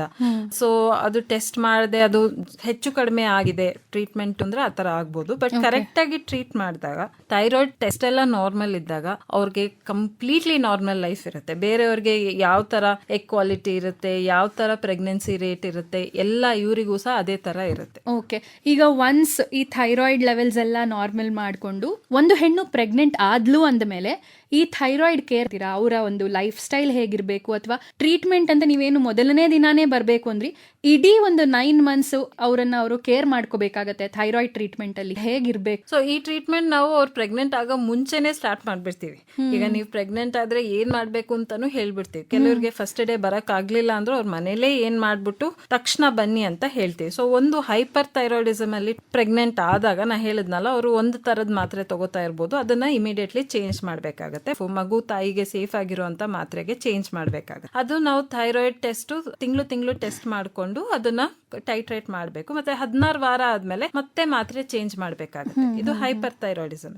ಹೈಪೋಥೈರಾಯ್ಡಿಸಮ್ ಅಲ್ಲಿ ಅವ್ರದ್ದು ಮಾತ್ರೆ ಡೋಸ್ ಏನಿದೆ ಅದು ಜಾಸ್ತಿ ಮಾಡಬೇಕು. ಪ್ರೆಗ್ನೆನ್ಸಿ ಪಾಸಿಟಿವ್ ಬಂದ ತಕ್ಷಣ ಮಾತ್ರೆ ಡೋಸ್ ಜಾಸ್ತಿ ಮಾಡಬೇಕು. ಮತ್ತೆ ಅದರಲ್ಲೂ ಸಹ ತಿಂಗಳು ಟೆಸ್ಟ್ ಮಾಡಿಕೊಂಡು ಅದನ್ನ ಟೈಟ್ರೇಟ್ ಮಾಡಬೇಕು. ಯಾಕಂದ್ರೆ ಹೋಗ್ತಾ ತಾಯಿ ವೆಯ್ಟ್ ಜಾಸ್ತಿ ಆಗುತ್ತೆ, ಮಗುದು ವೆಯ್ಟ್ ಜಾಸ್ತಿ ಆಗುತ್ತೆ. ನಮ್ದು ಥೈರಾಯ್ಡ್ ರಿಕ್ವೈರ್ಮೆಂಟ್ ವೆಯ್ಟ್ ಪ್ರಕಾರ. ಸೊ ವೆಯ್ಟ್ ಜಾಸ್ತಿ ಆದ್ರೆ ಥೈರಾಯ್ಡ್ ರಿಕ್ವೈರ್ಮೆಂಟ್ ಜಾಸ್ತಿ ಆಗುತ್ತೆ. ಸೊ ಪ್ರೆಗ್ನೆನ್ಸಿಲಿ ಹೋಗ್ತಾ ವೆಯ್ಟ್ ಜಾಸ್ತಿ ಆದಾಗ ಥೈರಾಯ್ಡ್ ರಿಕ್ವೈರ್ಮೆಂಟ್ ಜಾಸ್ತಿ ಆಗ್ಬೋದು. ಈಗ ನಾನು 2ನೇ ತಿಂಗಳಲ್ಲಿ ತಗೊಂಡಿರೋ ಥೈರಾಯ್ಡ್ ಡೋಸು 6ನೇ ತಿಂಗಳು 7ನೇ ತಿಂಗಳವರೆಗೂ ಅದೇ ತರ ತಗೊಂಡು ಟೆಸ್ಟ್ ಮಾಡದೆ ಆಗಕ್ಕಾಗಲ್ಲ. ತಿಂಗಳು ಟೆಸ್ಟ್ ಮಾಡಿ ನೀವು ಟ್ಯಾಬ್ಲೆಟ್ ನ ಟೈಟ್ರೇಟ್ ಮಾಡ್ತಾ ಇದ್ರೆ ಪ್ರೆಗ್ನೆನ್ಸಿಯಲ್ಲಿ ಏನೂ ತೊಂದರೆ ಬರೋದಿಲ್ಲ. ಓಕೆ, ಆ ಟ್ಯಾಬ್ಲೆಟ್ಸ್ ಇಂದ ಮಗುವಿಗೆ ಏನು ಪರಿಣಾಮ ಬೀರೋದಿಲ್ವಾ? ಸೊ ಟ್ಯಾಬ್ಲೆಟ್ಸ್ ಇಂದ ಮಗುವಿಗೆ ಪರಿಣಾಮ ಬೀರೋದಿಲ್ಲ. ಟ್ಯಾಬ್ಲೆಟ್ ತಗೊಳ್ಳಿಲ್ಲ ಅಂದ್ರೆ ಮಗುವಿಗೆ ಖಂಡಿತ ಪರಿಣಾಮ ಬೀರುತ್ತೆ. ಓಕೆ, ಅಂದ್ರೆ ಈಗ ಜೆನೆಟಿಕಲಿ ಅದೇನಾದ್ರೂ ಟ್ರಾನ್ಸ್ಫರ್ ಆಗ್ಬಿಡತ್ತಾ? ಅಂದ್ರೆ ಹೊಟ್ಟೆಯಲ್ಲಿ ಇದ್ದಾಗ್ಲೇ ಮಗುಗೆ ಆ ಟ್ಯಾಬ್ಲೆಟ್ಸ್ ತಗೊಳ್ತಾ ಇರೋದ್ರಿಂದ ತಾಯಿ ಮಗುಗೂ ಕೂಡ ಥೈರಾಯ್ಡ್ ಒಂಚೂರು ಅಂಶ ಏನಾದ್ರೂ ಆ ಟ್ಯಾಬ್ಲೆಟ್ಸ್ ಇಂದ ಏನಾದ್ರೂ ಎಫೆಕ್ಟ್ ಆಗೋ ತರ ಇದೆಯಾ? ಸೊ ಇದು ಒಂದು ಮತ್ತೆ ಇನ್ನೊಂದು ತಪ್ಪನಿಸಿಕೆ. ಟ್ಯಾಬ್ಲೆಟ್ ಇಂದ ಯಾವುದೇ ತರ ಒಂದು ರಿಸ್ಕ್ ಮಗುವಿಗಾಗ್ಲಿ ಬರೋದಿಲ್ಲ. ಸೊ ಜೆನೆಟಿಕ್ಸ್ ಇಂದ ಥೈರಾಯ್ಡ್ ಬಂದಿದ್ರೆ ಅಥವಾ ಆಟೋ ಇಮ್ಯುನಿಟಿಯಿಂದ ಥೈರಾಯ್ಡ್ ತೊಂದರೆಗಳು ಬಂದಿದ್ರೆ ಅದು ಫೆಮಿಲಿಯಲ್ ಆಗಿದ್ರೆ ಮಗುವಿಗೆ ಬರೋ ಚಾನ್ಸಸ್ ಇರುತ್ತೆ. ಬಟ್ ಅದು ಟ್ಯಾಬ್ಲೆಟ್ ಇಂದ ಅಲ್ಲ, ಅದು ಆಲ್ರೆಡಿ ನಮ್ಮ ಒಂದು ಜೆನೆಟಿಕ್ ಮೇಕಪ್ ಏನಿದೆ ಅದರಿಂದ ಬರ್ಬೋದು. ಬಟ್ ಟ್ಯಾಬ್ಲೆಟ್ ತಗೊಳ್ಳಿಲ್ಲ ಅಂದ್ರೆ ಮಗುವಿಗೆ ತುಂಬಾ ಬ್ಯಾಡ್ ಔಟ್ಕಮ್ಸ್ ಬರುತ್ತೆ. ಯಾಕೆಂದ್ರೆ ಮಗು ಬೆಳವಣಿಗೆ ಆಗೋದಿಲ್ಲ, ಮಗುದು ಬುದ್ಧಿವಂತಿಕೆ ಮೇಲೆ ಪರಿಣಾಮ ಬೀರ್ಬೋದು. ಒಂದು ಸಿಂಪಲ್ ಮಾತ್ರೆ ಬಿಟ್ಟಿದ್ದಕ್ಕೆ ಈ ತರ ಎಲ್ಲ ತೊಂದರೆ ಆಗ್ಬೋದಾ ಅಂತ ಆಮೇಲೆ ಪಶ್ಚಾತ್ತಾಪ ಪಡೋಕ್ಕಿಂತ ರೆಗ್ಯುಲರ್ ಆಗಿ ತಗೊಂಡು ಪ್ರೆಗ್ನೆನ್ಸಿಲಿ ಜಸ್ಟ್ ಒಂದು ಟ್ಯಾಬ್ಲೆಟ್ ರೆಗ್ಯುಲರ್ ಆಗಿ ತಗೊಂಡಿರೋದ್ರಿಂದ ಇಷ್ಟು ಒಳ್ಳೆ ಔಟ್ಕಮ್ಸ್ ಬರುತ್ತೆ. ಕರೆಕ್ಟ್. ಹಾಗೆ ಈಗ ಟ್ಯಾಬ್ಲೆಟ್ ವಿಷಯ ನೀವು ಮಾತಾಡ್ತಾ ಎಷ್ಟೋ ಜನ ಹೇಳ್ತಾರೆ ಒಂದ್ ಸಲ ಥೈರಾಯ್ಡ್ ಮಾತ್ರೆ ಶುರು ಮಾಡ್ಬಿಟ್ರೆ ಲೈಫ್ ಲಾಂಗ್ ತಗೊಳ್ಬೇಕು ಅಂತ. ಇದು ನಿಜವಾಗ್ಲೂ ಹೌದಾ? ಖಂಡಿತ ಇಲ್ಲ. ನಾನೇ ಎಷ್ಟು ಜನ ಪೇಷಂಟ್ಸ್ಗೆ ಥೈರಾಯ್ಡ್ ಮಾತ್ರೆಗಳನ್ನ ಸ್ಟಾಪ್ ಮಾಡಿದ್ದೀನಿ. ಫಸ್ಟ್ ನಾನು ಸುಮಾರು ವರ್ಷದಿಂದ ಬೇರೆ ಕಡೆ ಅಥವಾ ಅವರೇ ತಗೋತಾಗ ಬಂದಾಗ ನಾವು ಫಸ್ಟ್ ಎವ್ಯಾಲ್ಯೂಯೇಟ್ ಮಾಡೋದು ಇವರಿಗೆ ನಿಜವಾಗ್ಲೂ ಬೇಕಾ ಅಂತ. ಸೊ ಸುಮಾರು ಜನದಲ್ಲಿ ಬೇಕಾಗಿರೋದಿಲ್ಲ. ಸುಮಾರು ತರ ಥೈರಾಯ್ಡ್ ಡಿಸಾರ್ಡರ್ಸ್ ಟೆಂಪರರಿ ಆಗಿರುತ್ತೆ. ಈಗ ನಾವು ಥೈರಾಯ್ಡೈಟಿಸ್ ಅಂತ ಏನ್ ಹೇಳ್ತೀವಿ, ಅದು ಥೈರಾಯ್ಡ್ ಹಾರ್ಮೋನ್ ಸ್ವಲ್ಪ ಟೈಮ್ ವರ್ಗೂ ಜಾಸ್ತಿ ಆಗುತ್ತೆ, ಆಮೇಲೆ ನಾರ್ಮಲ್ ಆಗುತ್ತೆ. ಅದಕ್ಕೇನು ಟ್ರೀಟ್ಮೆಂಟೇ ಬೇಕಾಗುತ್ತೆ. ಆದ್ರೂ ತಪ್ಪಾಗಿ ಕೆಲವರು ಟ್ರೀಟ್ಮೆಂಟ್ ತಗೋತಾ ಇರ್ತಾರೆ, ಅದನ್ನ ನಿಲ್ಲಿಸಬಹುದು. ಹೈಪೋಥೈರಾಯ್ಡಿಸಮ್ ಅಲ್ಲೂ ನಾ ಹೇಳಿದ್ನಲ್ಲ, ಕೆಲವರಿಗೆ ಥೈರಾಯ್ಡ್ ತೊಂದರೆ ಇಲ್ದೇನೆ ಬೇರೆ ಕಾರಣಗಳಿಂದ TSH ಅನ್ನೋದು ಜಾಸ್ತಿ ಆಗ್ಬೋದು. ಈಗ ನಾವು ವೇಟ್ ಜಾಸ್ತಿ ಆದ್ರೂ TSH ಜಾಸ್ತಿ ಆಗುತ್ತೆ. ಈಗ ನಮಗೆ ಜ್ವರ ಬಂದ್ರು ಅದಾದ್ಮೇಲೆ ಟೆಸ್ಟ್ ಮಾಡಿದ್ರೆ TSH ಜಾಸ್ತಿ ಆಗಿರ್ಬೋದು. ಸೊ ಹಲವಾರು ಕಾರಣಗಳಿಂದ ಈಗ ಥೈರಾಯ್ಡ್ ಗ್ಲ್ಯಾಂಡ್ದು ಏನು ತಪ್ಪಿಲ್ದೆ ಬೇರೆ ಕಾರಣಗಳಿಂದನೂ ಥೈರಾಯ್ಡ್ ತೊಂದರೆಗಳು ಬರ್ಬೋದು. ಅದು ಪರ್ಮನೆಂಟ್ ಆಗಿರಲ್ಲ, ಅದು ಟೆಂಪರರಿ ಆಗಿರುತ್ತೆ. ಅದಕ್ಕೆ ನಮಗೆ ಕೆಲವು ಟೆಸ್ಟ್ ಇದೆ, ಟೆಸ್ಟ್ ಮಾಡಕ್ಕೆ ಇವ್ರಿಗೆ ಪರ್ಮನೆಂಟ್ ಆಗಿ ಬೇಕಾ ಟೆಂಪರರಿ ಆಗಿ ಬೇಕಾ ಅಂತ. ಫಸ್ಟ್ ನಮ್ಗೆ ಪೇಷಂಟ್ಸ್ ಬಂದಾಗ ಅದನ್ನೇ ನಾವು ನೋಡೋದು, ಇವ್ರಿಗೆ ಥೈರಾಯ್ಡ್ ಟ್ಯಾಬ್ಲೆಟ್ ನಿಜವಾಗ್ಲೂ ಬೇಕಾ. ಯಾಕಂದ್ರೆ ಮೆಜಾರಿಟಿಯಲ್ಲಿ ಬೇಕಾಗೇ ಇರೋದಿಲ್ಲ, ಸುಮ್ಮನೆ ತಗೋತಾ ಇರ್ತಾರೆ ವರ್ಷಗಳಿಂದ. ಸೊ ಈ ಸುಮಾರು ಜನದಲ್ಲಿ ಸ್ಟಾಪ್ ಮಾಡ್ಲಿಕ್ಕೆ ಆಗುತ್ತೆ, ಅದು ಲೈಫ್ ಲಾಂಗ್ ಎಲ್ಲರಿಗೂ ಬೇಕಾಗೋದಿಲ್ಲ. ಓಕೆ, ಇನ್ನೊಂದು ಈಗ ಲೈಫ್ ಸ್ಟೈಲ್ ಚೇಂಜಸ್ ಅಂತ ನೀವು ಮಾತಾಡ್ತಾ ಇದ್ರಿ. ಲೈಫ್ ಸ್ಟೈಲ್ ಚೇಂಜಸ್ ಅಲ್ಲಿ ಈಗ ಕೆಲವರು ವಾಕಿಂಗ್ ಮಾಡಬಹುದು, ಎಕ್ಸರ್ಸೈಸಸ್ ಮಾಡಬಹುದು, ಎಲ್ಲಾ ಮಾಡಿನೂ ಅವ್ರ ವೆಯ್ಟ್ ರೆಡ್ಯೂಸ್ ಆಗ್ತಾ ಇರಲ್ಲ, ಕಾನ್ಸ್ಟೆಂಟ್ ಆಗಿ ಅಷ್ಟೇ ಮೇಂಟೈನ್ ಆಗ್ತಾ ಇರುತ್ತೆ. ಆ ವೆಯ್ಟ್ ಇಂದ ಅವ್ರಿಗೆ ಥೈರಾಯ್ಡ್ಗೆ ಈಗ ಏನ್ ಮಾತ್ರೆ ತಗೊಳ್ತಾ ಇರ್ತಾರೆ ಅದೇ ಬ್ಯಾಲೆನ್ಸು ಆಗ್ತಾ ಇರುತ್ತೆ. ಒಂದು ಥೈರಾಯ್ಡ್ ಕಡಿಮೆ ಮಾಡ್ಕೊಳ್ಳೋಣ ಅಂತಾನೆ ಅವ್ರ ಲೈಫ್ ಸ್ಟೈಲ್ ನ ಚೇಂಜ್ ಮಾಡಿದ್ರು ಕೂಡ ಆಗ್ತಾ ಇರಲ್ವಲ್ಲ, ಅದು ಯಾಕೆ? ಅದು ಯಾಕೆ ಅಂದ್ರೆ ನಾವು ಥೈರಾಯ್ಡ್ ತೊಂದ್ರೆ ಯಾಕೆ ಬಂದಿದೆ ಅಂತ ನೋಡ್ಬೇಕು ಫಸ್ಟ್. ಈಗ ನಿಮ್ಗೆ ಆಟೋ ಇಮ್ಯುನಿಟಿ ಇಲ್ಲದೆ ಬರೀ ವೆಯ್ಟ್ ಜಾಸ್ತಿ ಆದಾಗ TSH ಜಾಸ್ತಿ ಆಗಿದೆ ಅಂದ್ರೆ ವೆಯ್ಟ್ ಕಮ್ಮಿ ಆದಾಗ TSH ಕಮ್ಮಿ ಆಗುತ್ತೆ. ಬಟ್ ನಮ್ಗೆ ಆಟೋ ಇಮ್ಯುನಿಟಿಯಿಂದ ಥೈರಾಯ್ಡ್ ತೊಂದರೆ ಬಂದಿದೆ ಅಂದ್ರೆ ವೆಯ್ಟ್ಗೆ ಅದಕ್ಕೆ ಸಂಬಂಧ ಇರಲ್ಲ. ಥೈರಾಯ್ಡ್ ಸಮಸ್ಯೆಗೆ ಹಲವಾರು ಕಾರಣಗಳಿರುತ್ತೆ. ಸೊ ಈಗ ಯಾವ ಕಾರಣದಿಂದ ಬಂದಿದೆ ಅಂತ ನಾವು ಫಸ್ಟ್ ನೋಡ್ಬೇಕು, ಅದಕ್ಕೆ ಹೇಗೆ ಟ್ರೀಟ್ಮೆಂಟ್ ಮಾಡಬೇಕು ಅಂತ ನೋಡ್ಬೇಕು. ಈಗ ನಾವು ಕಾರಣ ನೋಡದೆ ಎಲ್ಲರೂ ವೆಯ್ಟ್ ಕಮ್ಮಿ ಮಾಡ್ಕೊಳ್ಳಿ ಥೈರಾಯ್ಡ್ ಕಮ್ಮಿ ಆಗುತ್ತೆ ಅಂದ್ರೆ ತಪ್ಪು. ಯಾವ ಕಾರಣದಿಂದ ಬಂದಿದೆ ಅಂತ ನೋಡಿ ಅದಕ್ಕೆ ಕರೆಕ್ಟ್ ಆಗಿ ಟ್ರೀಟ್ಮೆಂಟ್ ಕೊಟ್ರೆ ಕಮ್ಮಿ ಆಗುತ್ತೆ. ಓಕೆ, ಈಗ ನಮ್ಮಲ್ಲಿರೋ ಎಷ್ಟೋ ಮಹಿಳೆಯರು ಥೈರಾಯ್ಡ್ ಅನ್ನ ಎದುರಿಸ್ತಾ ಇದ್ದಾರೆ. ಅದನ್ನ ಕಡಿಮೆ ಮಾಡ್ಕೊಳ್ಳೋದಕ್ಕಾಗ್ಲಿ ಅಥವಾ ನನಗೆ ಮುಂದೆ ಥೈರಾಯ್ಡ್ ಬರ್ದೇ ಇರೋ ರೀತಿ ನಾನು ನನ್ನ ಬಾಡಿನ ನೋಡ್ಕೊಳ್ತೀನಿ ಅನ್ನೋಂಥವ್ರಿಗಾಗ್ಲಿ ನಿಮ್ಮ ಕಡೆಯಿಂದ ಟಿಪ್ಸ್ ಅಥವಾ ಪ್ರಿಕಾಷನ್ಸ್ ಅಂದ್ರೆ ಏನ್ ಹೇಳಲಿಕ್ಕೆ ಇಷ್ಟಪಡ್ತೀರಾ? ಸೊ ಕೆಲವು ರಿವರ್ಸಿಬಲ್ ಕಾಸಸ್ ಅಂತ ಹೇಳ್ತೀವಿ. ಈಗ ಥೈರಾಯ್ಡ್ ತೊಂದರೆ ಬರೋದಕ್ಕೆ ಕೆಲವು ರಿವರ್ಸಿಬಲ್ ಕಾಸಸ್ ಇದೆ. ಒಂದು ಥೈರಾಯ್ಡೈಟಿಸ್ ಅಥವಾ ಹೈಪರ್ ಥೈರಾಯ್ಡಿಸಮ್ ಟೆಂಪರರಿ ಆಗಿ ಬರೋಕ್ಕೆ ಸ್ಟ್ರೆಸ್. ಸ್ಟ್ರೆಸ್ಸಿಂದ ಸುಮಾರು ಜನಕ್ಕೆ ಥೈರಾಯ್ಡ್ ತೊಂದರೆ ಬರುತ್ತೆ. ಸೊ ಸ್ಟ್ರೆಸ್ ಕಮ್ಮಿ ಮಾಡ್ಕೋಬೇಕು. ಇನ್ನೊಂದು ವೇಟ್ ಜಾಸ್ತಿ ಆದ್ರೂ ಕೆಲವ್ರಿಗೆ ಥೈರಾಯ್ಡ್ ತೊಂದರೆ ಬರ್ಬೋದು. ಸೊ ವೇಟ್ ನಾವು regular healthy lifestyle maintain ಮಾಡಿ, walking, normal healthy weight maintain ಮಾಡಿದ್ರೆ ಥೈರಾಯ್ಡ್ ತೊಂದರೆಗೆ ಅಂತಲ್ಲ, ಡಯಾಬಿಟೀಸ್ಗೆ, ಕೊಲೆಸ್ಟ್ರಾಲ್ಗೆ, ಹಾರ್ಟ್ ತೊಂದರೆ, ಸ್ಟ್ರೋಕ್, ನಾನು ಈ ಥರ ಒಂದು 1000 ಕಂಡೀಷನ್ಸ್ ಹೇಳ್ಬೋದು. ಇದಕ್ಕೆಲ್ಲ ಒನ್ ಸ್ಟಾಪ್ ಸೊಲ್ಯೂಷನ್ ಅಂದರೆ ಹೆಲ್ತಿ ಲೈಫ್ ಸ್ಟೈಲ್. ನಿಮ್ಮದು ವೇಟ್ ನಾರ್ಮಲ್ ಆಗಿದ್ರೆ ಸುಮಾರು ಡಿಸೀಸಸ್, ಕ್ಯಾನ್ಸರಿಂದ ಹಿಡಿದು ಸುಮಾರು ಡಿಸೀಸಸ್ ಇನ್ಸಿಡೆನ್ಸ್ ಕಮ್ಮಿ ಆಗುತ್ತೆ. ಇನ್ನೊಂದು, ನಾವು ಅಯೋಡಿನೇಟೆಡ್ ಸಾಲ್ಟ್ ತಿನ್ನಬೇಕು. ಸುಮಾರು ಜನ ನಾವು ಕಲ್ಲುಪ್ಪು ತಿಂತಾ ಇರ್ತಾರೆ. ಸೊ ಕಲ್ಲುಪ್ಪು ತಿಂದರೂ ಕೆಲವ್ರಿಗೆ ಥೈರಾಯ್ಡ್ ತೊಂದರೆ ಬರೋ ಚಾನ್ಸಸ್ ಇರುತ್ತೆ. ಸೊ ಫುಡ್ಡಿಗೂ ಥೈರಾಯ್ಡ್ಗೂ ಏನು ಇದು ಅಂತ ಕೇಳ್ತಾರೆ. ಸುಮಾರು ನಮ್ಗೆ ಬರೋ ಪೇಷಂಟ್ಸ್ ಎಲ್ಲ ಥೈರಾಯ್ಡ್ ತೊಂದರೆ ಇದ್ದವ್ರಿಗೆಲ್ಲ ಫುಡ್ ನಾವು ಯಾವ ತರ ಮಾಡ್ಬೋದು. ಸೊ ಫುಡ್ಡಿಗೂ ಥೈರಾಯ್ಡ್ಗೂ ಎರಡೇ ಕನೆಕ್ಷನ್ ಅಂತ ಹೇಳ್ಬೋದು. ಒಂದು, ಉಪ್ಪು, ರೆಗ್ಯುಲರ್ ಉಪ್ಪು ತಗೊಂಡಾಗ ಅಯೋಡಿನ್ ಇದೆಯಾ ಅಂತ ನೋಡ್ಬೇಕು. ಎಲ್ಲಾ ಉಪ್ಪಲ್ಲೂ ಅಯೋಡಿನ್ ಇದ್ದೇ ಇರುತ್ತೆ. ಬಟ್ ರಾಕ್ ಸಾಲ್ಟ್ ಅಥವಾ ಪಿಂಕ್ ಸಾಲ್ಟ್, ಕಲ್ಲು ಉಪ್ಪು ತಗೋತಾ ಇದ್ರೆ ಅದ್ರಲ್ಲಿ ಅಯೋಡಿನ್ ಇರೋದಿಲ್ಲ. ಸೊ ಅದನ್ನ ತಗೊಂಡ್ರು ತೊಂದರೆ ಆಗ್ಬೋದು. ಇನ್ನೊಂದು, ನೀವು ಥೈರಾಯ್ಡ್ ಮಾತ್ರೆ ತಗೊಂಡು 1 hour ವರೆಗೂ ಏನು ತಗೋಬಾರ್ದು. ಫುಡ್ ಬೆಳಗ್ಗೆ ಎದ್ದ ತಕ್ಷಣ ತಗೊಂಡ್ರೆ 1 hour ವರೆಗೂ ಕಾಫಿ, ತಿಂಡಿ ಇದೆಲ್ಲ ತಗೋಬಾರ್ದು. ಸೊ ಫುಡ್ಡಿಗೂ ಇದಕ್ಕೂ ಇವೆರಡೇ ಸಂಬಂಧ ಇರೋದು. ಬೇರೆ ಇದು ಕಾಲಿಫ್ಲವರ್ ತಿನ್ಬೇಡಿ, ಕ್ಯಾಬೇಜ್ ತಿನ್ಬೇಡಿ, ಅದು ತಿನ್ಬೇಡಿ ಅಂತ ಹಲವಾರು ಜನ ಹೇಳ್ತಾರೆ, ನೇಬರ್ಸ್ ಹೇಳ್ತಾರೆ, ನಮ್ಮ ರಿಲೇಟಿವ್ಸ್ ಹೇಳ್ತಾರೆ. ಅದೆಲ್ಲ ತಪ್ಪು. ಕಾಲಿಫ್ಲವರ್, ಕ್ಯಾಬೇಜ್ ಇದೆಲ್ಲ ಬಾಯ್ಲ್ ಮಾಡಿ ಅವಾಗ ತಗೋಬಹುದು, ಏನು ತೊಂದರೆ ಆಗೋದಿಲ್ಲ ಥೈರಾಯ್ಡ್ ಸಮಸ್ಯೆ ಇದ್ದವ್ರಿಗೆ. ಮ್ಯಾಮ್, ಈಗ ನೀವು ಹೇಳಿದ್ದ ಸಿಂಪ್ಟಮ್ಸ್ ನಮ್ಮ ಕೇಳುಗರು ಕೇಳಿಸ್ಕೊಂಡು ನನಗೂ ಇದು ಇರಬಹುದು, ನನಗೆ ಥೈರಾಯ್ಡ್ ಇರಬಹುದು ಅಂತ ಯೋಚನೆ ಮಾಡುವಂಥವ್ರು ಹೇಳಿದ್ರಲ್ಲ, ಈಗ ಸಿಂಪ್ಟಮ್ಸ್ ಗೊತ್ತಾಗಿರತ್ತೆ. ಯಾವ ಒಂದು ಮೊಮೆಂಟ್ ಅಲ್ಲಿ ಅವರು ಬಂದು ಥೈರಾಯ್ಡ್ ಟೆಸ್ಟ್ ಮಾಡಿಸ್ಬೇಕಾಗತ್ತೆ? ತಕ್ಷಣನೇ ಬರ್ಬೋದು. ಯಾಕೆ ವೇಟ್ ಮಾಡಬೇಕು? ಯಾಕೆ ನಾನು ಹೇಳ್ತೀನಿ, ಈ ತರ ಏನಾದ್ರೂ ತೊಂದರೆ ಇದ್ರೆ ಅದು ನಿಮ್ ದೇಹ ಒಂದು ಸಿಗ್ನಲ್ ಕೊಡ್ತಾ ಇದೆ ನಿಮ್ಗೆ ಏನೋ ಅಂತ ತೊಂದರೆ ಇರ್ಬೋದು ಅಂತ. ಸೊ ತಕ್ಷಣ ಬಂದು ಟೆಸ್ಟ್ ಮಾಡಿಸಿದ್ರೆ ಒಳ್ಳೇದು. ಒಂದು ಸಿಂಪಲ್ ಬ್ಲಡ್ ಟೆಸ್ಟ್ ಬೇಕಾಗುತ್ತೆ, ಇಲ್ಲಾಂದ್ರೆ ಥೈರಾಯ್ಡ್ ಗ್ಲ್ಯಾಂಡ್ ದೊಡ್ಡದಿದ್ರೆ ಒಂದು ಸಿಂಪಲ್ ಅಲ್ಟ್ರಾಸೌಂಡ್ ಬೇಕಾಗುತ್ತೆ. ಸೊ ಅದಕ್ಕೆ ಏನಕ್ಕೆ ನಾವು ಲೇಟ್ ಮಾಡಬೇಕು? ತೊಂದರೆ ಬಂದ ತಕ್ಷಣ ಬಂದು ಒಂದು ಸಿಂಪಲ್ ಟೆಸ್ಟ್ ಮಾಡಿದ್ರೆ ಅದು ಗೊತ್ತಾಗ್ಬಿಡುತ್ತಲ್ಲ ಏನ್ ತೊಂದರೆ ಇದೆ ಅಂತ. ಮ್ಯಾಮ್, ಈಗ ಬಿಫೋರ್ ಪ್ರೆಗ್ನೆನ್ಸಿ ಹೇಗಿರುತ್ತೆ ಅಂತ ಹೇಳಿದ್ರಿ, ಡ್ಯೂರಿಂಗ್ ಪ್ರೆಗ್ನೆನ್ಸಿ ಹೇಗಿರುತ್ತೆ ಅಂತಾನು ಹೇಳಿದ್ರಿ. ಈಗ ಆಫ್ಟರ್ ಪ್ರೆಗ್ನೆನ್ಸಿ ಬ್ರೆಸ್ಟ್ ಫೀಡಿಂಗ್ ಟೈಮಲ್ಲೂ ಮಾತ್ರೆ ತಗೊಳ್ಬೇಕಾಗಿರುತ್ತೆ ಅಮ್ಮಂದಿರು. ಆ ಬ್ರೆಸ್ಟ್ ಫೀಡಿಂಗ್ ಟೈಮಲ್ಲಿ ಮಕ್ಕಳಿಗೆ ಏನು ತೊಂದರೆ ಆಗೋದಿಲ್ವಾ? ಆಗ ಅವರು ಹೇಗೆ ಆ ಒಂದು ಪೀರಿಯಡ್ ಅನ್ನ ಮೇಂಟೈನ್ ಮಾಡ್ಬೇಕಾಗತ್ತೆ? ಥೈರಾಯ್ಡ್ ಅನ್ನ ಆ ಮೊಮೆಂಟ್ ಅಲ್ಲಿ ಅವ್ರು ಹೇಗೆ ಮೇಂಟೈನ್ ಮಾಡ್ಬೇಕಾಗತ್ತೆ ಅಂತ ಹೇಳ್ತೀರಾ? ಈಗ ನಾವು ಥೈರಾಯ್ಡ್ ತೊಂದರೆದು ಮ್ಯಾನಿಫೆಸ್ಟೇಷನ್ಸ್ ಬಗ್ಗೆ ಮಾತಾಡಿದ್ವಿ. ಒಂದು ನಾನು ಹೇಳೋದು ಮರ್ತೋಯ್ತು, ಏನಂದ್ರೆ ಈಗ ಲ್ಯಾಕ್ಟೇಷನ್ ಅಥವಾ ಬ್ರೆಸ್ಟ್ ಫೀಡಿಂಗ್ ಟೈಮ್ ಅಲ್ಲಿ ಥೈರಾಯ್ಡ್ ತೊಂದರೆ ಇದ್ರೆ ಹಾಲು ಬರೋದು ಕಮ್ಮಿ ಆಗುತ್ತೆ. ಸೊ ನಾವು ಮಾತ್ರೆ ತಗೊಳ್ಳಿಲ್ಲ ಅಂದ್ರೆ ಮಗುವಿಗೆ ಪರಿಣಾಮ ಬೀರುತ್ತೆ. ಮಾತ್ರೆ ತಗೊಳ್ಳಿಲ್ಲ ಅಂದ್ರೆ ಹಾಲ್ ಬರೋದು ಕಮ್ಮಿ ಆಗ್ಬೋದು. ಸೊ ಈ ಲ್ಯಾಕ್ಟೇಟಿಂಗ್ ಮದರ್ಸ್ ಅಥವಾ ಬ್ರೆಸ್ಟ್ ಫೀಡಿಂಗ್ ಅಲ್ಲಿ ಹಾಲ್ ಕಮ್ಮಿ ಆಗಿದೆ ಅಂದ್ರೆ ಫಸ್ಟ್ ನಾವು ಥೈರಾಯ್ಡ್ ಟೆಸ್ಟ್ ಮಾಡ್ಬೇಕು. ಮಗುಗೆ ಹಾಲ್ ಕುಡಿಸ್ಬೇಕಾದ್ರೆ ಥೈರಾಯ್ಡ್ ಮಾತ್ರೆ ತಗೊಂಡ್ರೆ ಮಗುಗೆ ಏನೇ ತೊಂದರೆ ಆಗೋದಿಲ್ಲ. ಇನ್ಫ್ಯಾಕ್ಟ್ ನಾವು ತಗೊಳ್ಳಿಲ್ಲ ಅಂದ್ರೆ ಮಿಲ್ಕ್ ಪ್ರೊಡಕ್ಷನ್ ಮೇಲೆ ಪರಿಣಾಮ ಬಿದ್ದು ಮಗುವಿಗೆ ತೊಂದರೆ ಆಗ್ಬೋದು. ಸೊ ಅದರಿಂದ ಮಗುಗೆ ಹೋಗುತ್ತಾ, ತಗೋಬೋದಾ ಅಂತ ಸುಮಾರು ಜನ ಅದ್ರ ಬಗ್ಗೆ ತುಂಬಾ ಯೋಚನೆ ಮಾಡ್ತಾರೆ. ಅದ್ರ ಬಗ್ಗೆ ಏನು ಯೋಚನೆ ಮಾಡಬೇಡಿ, ಇದು ಕಂಪ್ಲೀಟ್ಲಿ ಸೇಫು, ನೀವು ತಗೊಳ್ಬೇಕು. ಇದರಿಂದ ನಿಮ್ಮ ಹೆಲ್ತ್ ಮತ್ತೆ ನಿಮ್ಮ ಮಗುವಿನ ಹೆಲ್ತ್ ಕೂಡ ಪ್ರೊಟೆಕ್ಟ್ ಆಗಿರುತ್ತೆ. ಓಕೆ, ಈ ಥೈರಾಯ್ಡ್ ಟ್ಯಾಬ್ಲೆಟ್ಸ್ ಇಂದ ಏನಾದ್ರೂ ಸೈಡ್ ಎಫೆಕ್ಟ್ಸ್ ಇದೆ ಅನ್ನೋ ತರ ಕೆಲವರು ತಗೊಳ್ಳೋದಕ್ಕೆ ಇಷ್ಟಪಡಲ್ಲ. ನನಗೆ ಅದು ತಗೊಂಡ್ರೆ ತುಂಬಾ ಸುಸ್ತಾಗಿ ಹೋಗುತ್ತೆ ಅಥವಾ ತುಂಬಾ ಹಸಿವಾಗುತ್ತೆ ನನಗೆ, ಅದಕ್ಕೆ ನನಗೆ ಆ ಮಾತ್ರೆ ಬೇಡ ಅಂತ ಅವಾಯ್ಡ್ ಮಾಡುವಂಥವ್ರು ಇರ್ತಾರೆ. ಸೊ ನ್ಯಾಚುರಲಿನೂ ಅವರಿಗೆ ಥೈರಾಯ್ಡ್ ಅನ್ನ ಕಡಿಮೆ ಮಾಡುವಂತ ಒಂದು ಅವಕಾಶ ಇದೆಯಾ? ಸೊ ಅದು ಯಾವ ಕಾರಣದಿಂದ ಬಂದಿದೆ ಅನ್ನೋದ್ರ ಮೇಲೆ. ಈಗ ನಾ ಹೇಳದ್ನಲ್ಲ, ಸುಮಾರು ಹಲವಾರು ಕಾರಣಗಳಿಂದ ಬಂದಿರುತ್ತೆ. ಅದರಲ್ಲಿ ಪ್ರೈಮರಿ, ಸೆಕೆಂಡ್ರಿ ಈ ತರ ಸುಮಾರು ಕಾರಣಗಳು ಇರುತ್ತೆ. ಈಗ ನಾ ಹೇಳಿದಾಗ ಲೈಫ್ ಸ್ಟೈಲ್ ಡಿಸಾರ್ಡರ್ ಇಂದ ಬಂದು TSH ಜಾಸ್ತಿ ಆಗಿದೆ, ನಿಮ್ಗೆ ಆಟೋ ಇಮ್ಯುನಿಟಿ ಇಲ್ಲ ಅಂತ ಹೇಳಿದಾಗ ಅದನ್ನ ನಾವು ಲೈಫ್ ಸ್ಟೈಲ್ ಚೇಂಜಸ್ ಇಂದ ರಿವರ್ಸ್ ಮಾಡ್ಬೋದು. ಬಟ್ ನಿಮ್ಗೆ ಆಟೋ ಇಮ್ಯುನಿಟಿಯಿಂದ ಬಂದಿದೆ ಅಥವಾ ಬೇರೆ ಸ್ಟ್ರಕ್ಚರಲ್ ಚೇಂಜಸ್ ಇಂದ ಬಂದಿದೆ ಅಥವಾ ಸೆಕೆಂಡ್ರಿ ಹೈಪೋಥೈರಾಯ್ಡಿಸಮ್ ಇದೆ, ಆ ತರ ಇದ್ದಾಗ ಮಾತ್ರೆ ಸ್ಟಾಪ್ ಮಾಡೋದಕ್ಕೆ ಆಗೋದಿಲ್ಲ. ಸೊ ಅದು ನಾವು ಪೇಷಂಟ್ ಟು ಪೇಷಂಟ್ ನೋಡ್ಬೇಕು. ಎಲ್ಲರಿಗೂ ಒಂದೇ ಮಾತ್ರೆ ಆಗುತ್ತೆ ಅಥವಾ ಎಲ್ಲರಿಗೂ ಮಾತ್ರೆ ಕೊಡ್ಬೇಕು ಲೈಫ್ ಲಾಂಗ್ ಅಥವಾ ಎಲ್ಲರಿಗೂ ಮಾತ್ರೆ ಸ್ಟಾಪ್ ಮಾಡ್ಬೋದು ಅಂತಿಲ್ಲ. ಯಾವ ತರ ಥೈರಾಯ್ಡ್ ತೊಂದರೆ ಇದೆ ಇವ್ರಿಗೆ, ಎಲ್ಲಾ ತರ ಥೈರಾಯ್ಡ್ ಡಿಸಾರ್ಡರ್ ಒಂದೇ ಅಲ್ಲ.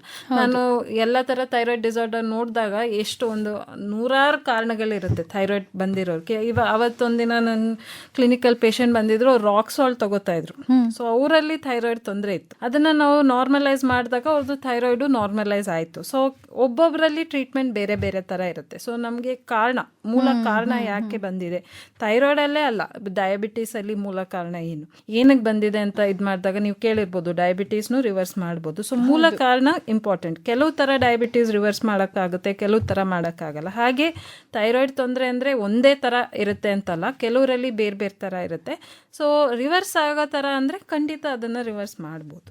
ಓಕೆ ಮ್ಯಾಮ್, ಇನ್ನೊಂದೇನಂದ್ರೆ ಈಗಿನ ಕಾಲದ ಮಹಿಳೆಯರನ್ನ ನಾವು ಗಮನಿಸೋದಾದ್ರೆ ಆಲ್ಮೋಸ್ಟ್ ಎಲ್ಲ ವರ್ಕಿಂಗ್ ವುಮೆನ್ ಇರ್ತಾರೆ. ಅವರಿಗೆ ಸ್ಟ್ರೆಸ್ ಜಾಸ್ತಿ ಇರುತ್ತೆ. ಒಂದು ಆಫೀಸ್ ಸ್ಟ್ರೆಸ್ ಇರಬಹುದು, ಇಲ್ಲ ಒಂದು ಫ್ಯಾಮಿಲಿ ಸ್ಟ್ರೆಸ್ ಇರಬಹುದು. ಇದ್ರ ಎಲ್ಲಾ ಸ್ಟ್ರೆಸ್ ಇಂದ ಅವರಿಗೆ ಒಂದು ಇನ್ಫರ್ಟಿಲಿಟಿ ಅನ್ನುವಂಥದ್ದು ತುಂಬಾನೇ ಕಾಮನ್ ಆಗ್ಬಿಟ್ಟಿದೆ ಈಗ. ಆ ಇನ್ಫರ್ಟಿಲಿಟಿ ಅವ್ರು ಚೆಕ್ ಮಾಡ್ಸಕ್ ಹೋದಾಗ ಅವರಿಗೆ ಥೈರಾಯ್ಡ್ ಸ್ಟಾರ್ಟ್ ಆಗಿದೆ ಅಂತ ಗೊತ್ತಾಗಿ, ಆ ಸ್ಟ್ರೆಸ್ ಇಂದ ಆ ಥೈರಾಯ್ಡ್ ಲೆವೆಲ್ಸ್ ಏನಾದ್ರೂ ವೇರಿ ಆಗುವಂತದ್ದು ಏನಾದ್ರೂ ಇರುತ್ತಾ? ಇರುತ್ತೆ. ನಾ ಹೇಳಿದ್ನಲ್ಲ, ಸ್ಟ್ರೆಸ್ ಇಂದ ಬರ್ಬೋದು, ಥೈರಾಯ್ಡ್ ತೊಂದರೆಗಳು ಬರ್ಬೋದು. ಸೊ ಸ್ಟ್ರೆಸ್ ಲಿಮಿಟ್ ಮಾಡ್ಕೋಬೇಕು ನಾವು. ಇನ್ನೊಂದು, ಈಗ ಬರೀ ಥೈರಾಯ್ಡ್ ಇಂದಾನೇ ಇನ್ಫರ್ಟಿಲಿಟಿ ಜಾಸ್ತಿ ಆಗಿದೆ ಅನ್ನೋದು ಹೇಳೋದು ತಪ್ಪು. ಸೊ ಈಗ ಏನಾಗಿದೆ ಅಂದ್ರೆ ಸೆಡೆಂಟ್ರಿ ಲೈಫ್ ಸ್ಟೈಲು ಜಾಸ್ತಿ ಇದೆ. ನಾವು ಕೆಲಸ ಮಾಡೋದೆಲ್ಲ ಒಂದ್ ಕಡೆ ಕೂತ್ಕೊಂಡು ಕೆಲಸ ಮಾಡೋದು, ಎಕ್ಸಸೈಸ್ ಇಲ್ಲ, ಮತ್ತೆ ವೆಯ್ಟ್ ಜಾಸ್ತಿ ಆಗ್ತಾ ಇದೆ.